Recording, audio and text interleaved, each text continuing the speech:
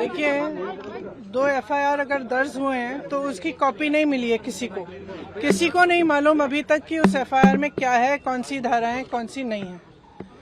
जब ये लड़कियां मेडल जीत के आती हैं तो हम सब ट्वीट करते हैं, सब कहते हैं कि हमारा गर्व है। सारे जितने भी नेता हैं हम इंक्लूडेड इसमें, हम सब कहते हैं कि ये सबसे बड़ी बात है, देश के लिए अच्छा है, ये है, इन्होंने देश का गर्व सम्मान रखा है। और आज जब सड़क पे बैठी हुई हैं, जब कह रही है कि हमारी बात सुन लीजिए, हमारे साथ गलत हुआ है, तो कोई सुनने को तैयार नहीं। देखिए, सीधी सी बात है, इतने जो सीरियस एलिगेशंस हैं इस शख्स के बारे में, तो पहले रिजाइन तो करें, उनको पद से तो हटाएं। जब तक पद पे हैं तब तक प्रेशर डालते रहेंगे, तब तक करियर बर्बाद करते रहेंगे लोग।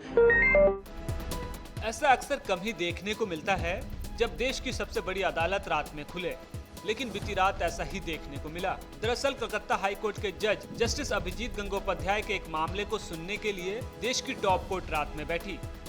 इस दौरान रात 8:15 बजे जस्टिस एएस बोपन्ना और हिमा कोहली की बेंच ने विशेष सुनवाई की और कलकत्ता हाई कोर्ट के जज जस्टिस अभिजीत गंगोपाध्याय के एक आदेश पर रोक लगा दी। बता दें कि जस्टिस गंगोपाध्याय ने शुक्रवार को सुप्रीम कोर्ट के सेक्रेटरी जनरल को आदेश दिया था कि वह रात 12 बजे तक कोर्ट में रखे गए उनके इंटरव्यू का आधिकारिक अनुवाद उपलब्ध कराएं। जस्टिस उपाध्याय ने यह भी कहा था कि वह अपने चैम्बर में रात 12:15 बजे तक बैठकर इंतजार करेंगे।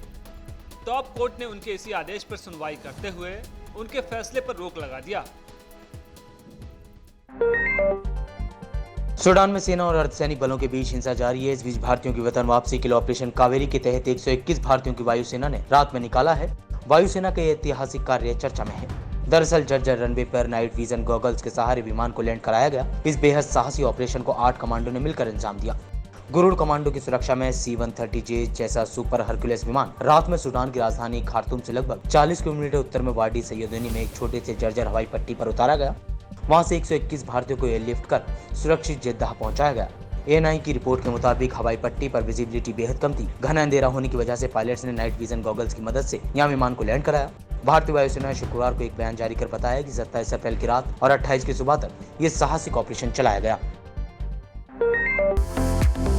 दिग्गज अदाकारा जीनत अमान ने बॉलीवुड में अपने करियर की शुरुआत करने वाले को एक्टर देवानंद के साथ अपनी पहली और एकमात्र मिसअंडरस्टैंडिंग को लेकर खुलकर बात की है।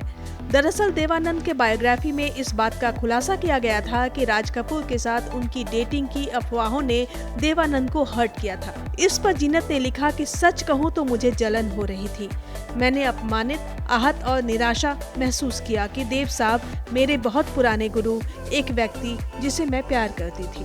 जीनत ने आगे बताया कि ये बहुत बड़ी गलतफहमी थी जो देव साहब को हो गई थी। इस गलतफहमी ने मुझे काफी शर्मिंदा किया। सालों तक मैंने महसूस किया कि इस रिकॉर्ड को ठीक करने के लिए मैं इसके बारे में बात नहीं कर सकती।